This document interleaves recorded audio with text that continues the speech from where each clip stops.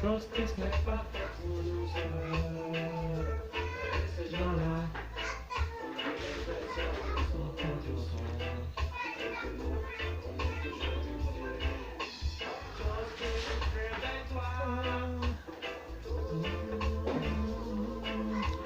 Justice, réveille-toi.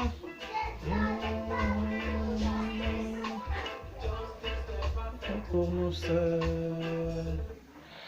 Eh bien, bonjour chers téléspectateurs de Uri News TV et merci de rester fidèles à votre web TV, Uri News TV, votre plateforme d'information sur l'actualité des droits de l'homme au Cameroun et en Afrique, votre plateforme de dénonciation des violations des droits humains au Cameroun et en Afrique. Michel Biemton, je suis votre serviteur, toujours là pour vous servir. Alors, je vous accueille avec ce son, ce chant, ce chant de justice. Dans ce chant, il est question de justice. Et je vous accueille avec un large sourire comme ça parce que je tiens à tirer un coup de chapeau à une dame. Alors, cette dame s'appelle Maître Fou Elisabeth Atamba. Elle est avocate. Elle est basée aux États-Unis, je crois. Et elle a pour petit nom Maman Ambazonia. C'est son petit nom. Ah oui. Une avocate qui est basée aux États-Unis. Alors, lundi dernier, elle a saisi le Conseil de sécurité des Nations Unies. Alors, elle a porté à l'attention des membres de ce Conseil de sécurité-là tous les crimes de guerre et crimes contre l'humanité perpétrés par l'armée terroriste du régime criminel de Paul Biya dans le Southern Cameroun. Vous voyez pourquoi je suis content? Pourquoi je souris? Eh bien, c'est parce que cette femme a porté ce dossier-là, le dossier sur les violations des droits humains perpétrés par l'armée camerounaise dans le Southern Cameroun. Et devinez la meilleure, l'avocate en question a pu obtenir du Conseil de sécurité des Nations Unies que la Cour pénale internationale lance un mandat d'arrêt contre Paul Biya, président de la République du Cameroun, dictateur camerounais. Ah oui! Donc, Monsieur Paul Biya, Monsieur Betty Assomo, ministre de la Défense, Monsieur Issa Chiroma Bakari, ministre de la Communication, blanchisseur attitré du régime de Paul Biya, c'est-à-dire que c'est lui qui vient couvrir les crimes de Paul Biya d'un voile blanc. Monsieur le général René Claude Meka, qui est le chef d'état-major des armées, et tous les supérieurs hiérarchiques qui sont sur le terrain des opérations. Tenez-vous tranquille, la Cour pénale internationale est à votre hausse. Grâce à cette femme, grâce ou à cause, c'est selon la sensibilité, à cause de Maître Fou Elisabeth Atamba, Paul Biya, Betty Assomo, Issa Chiroma Bakari, Général Meka, Colonel Bajek et tout le reste. Retenez ce nom, Maître Fou Elisabeth Atamba, avocate basée aux États-Unis, exilée politique dans ce pays-là depuis plus de 20 ans.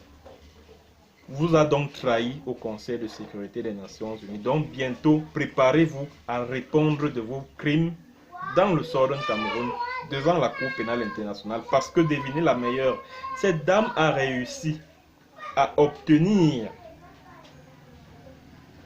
le fait que un mandat d'arrêt soit lancé contre Paul Biya.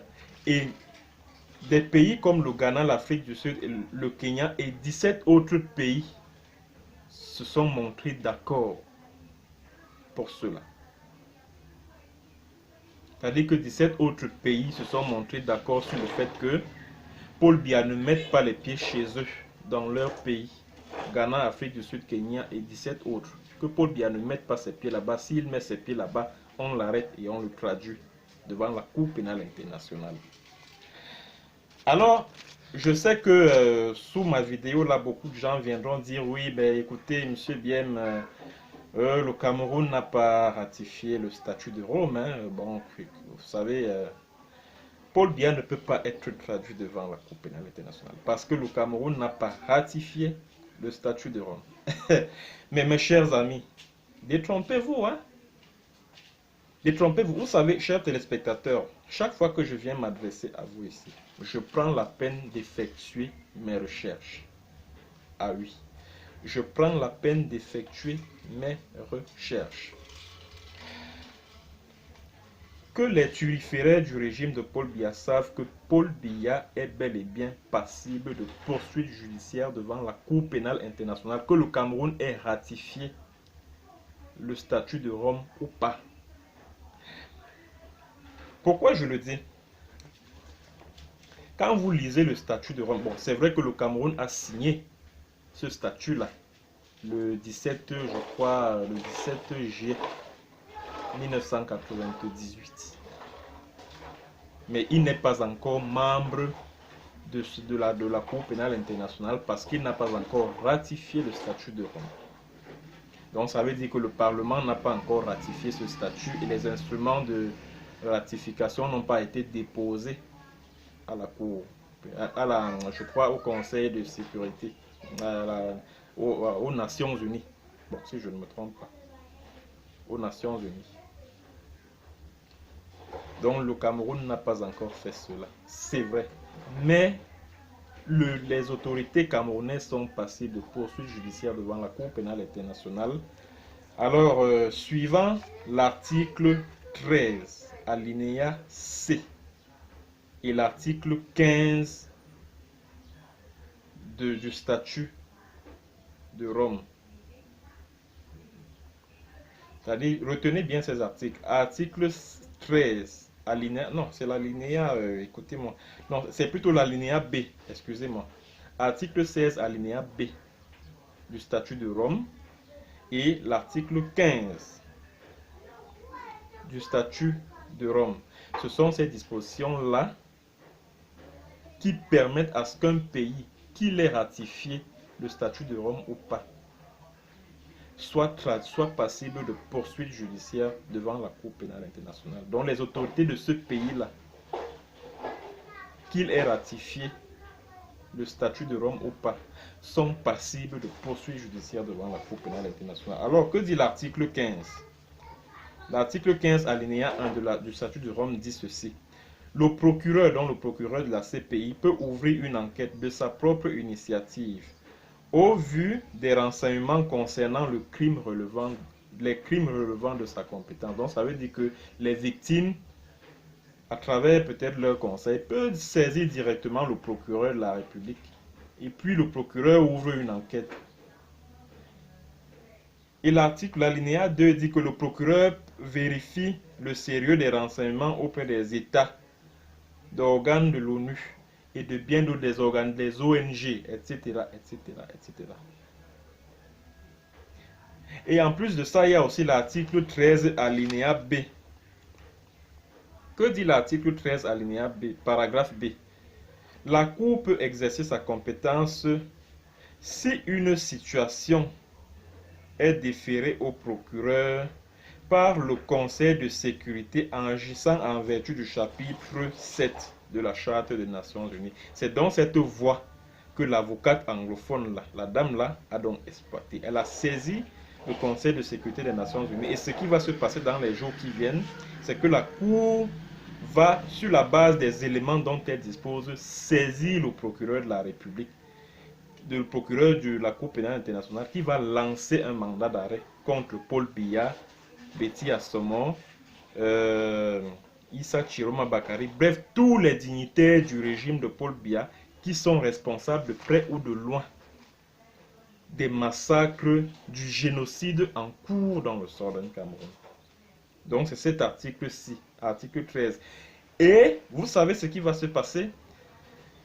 La jurisprudence Omar El-Béchir va s'appliquer sur Paul Biya. Qu'il soit en fonction ou pas,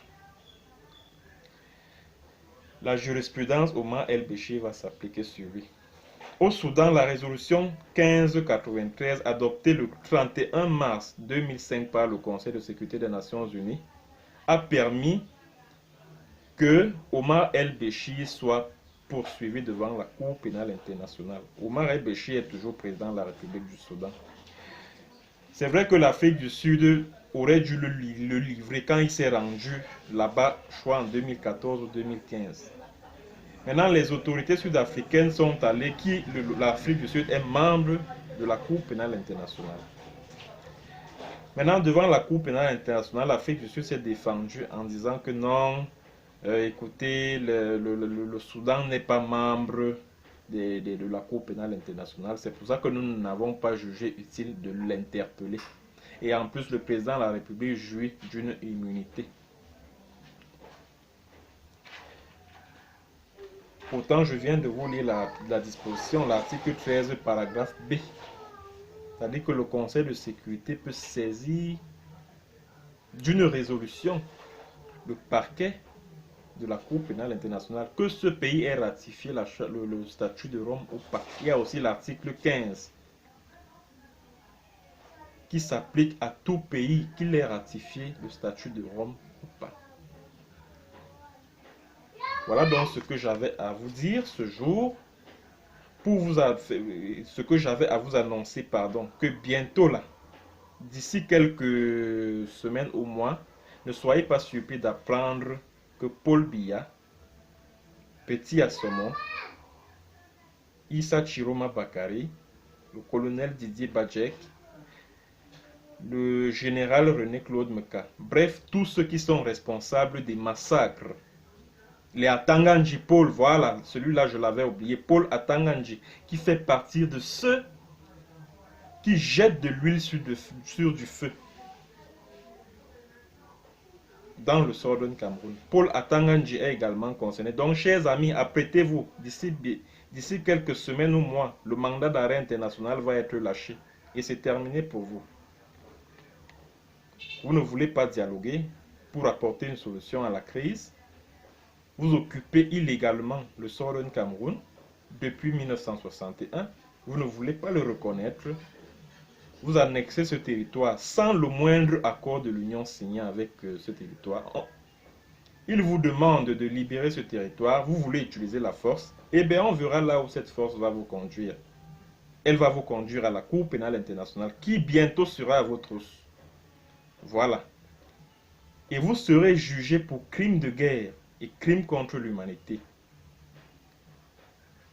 Pour les massacres, les massacres du 22 septembre et du 1er octobre 2017. Les 30 jeunes qui ont été tués à Menkapini le 25 mai 2018. Atanganji connaît beaucoup de choses là-dedans. Il a des choses à expliquer aux gens concernant ces massacres de 30 jeunes là à la Cour pénale internationale.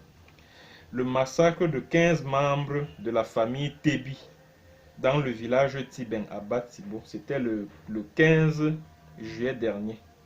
Non, c'était le 8 juillet, si je ne me trompe. Non, le 15 juillet dernier, à Tiben, un village du côté de Batibo. Il y a un pasteur ghanéen, ah oui, Isaac Atto, dont les militaires l'ont canardé. Ils sont allés enterrer le corps. Ils ont sorti le corps de la morgue d'un hôpital à Bali. Ils sont allés enterrer le corps. La famille au Ghana, à Accra, est sur le point de saisir la Cour pénale internationale. Très bien.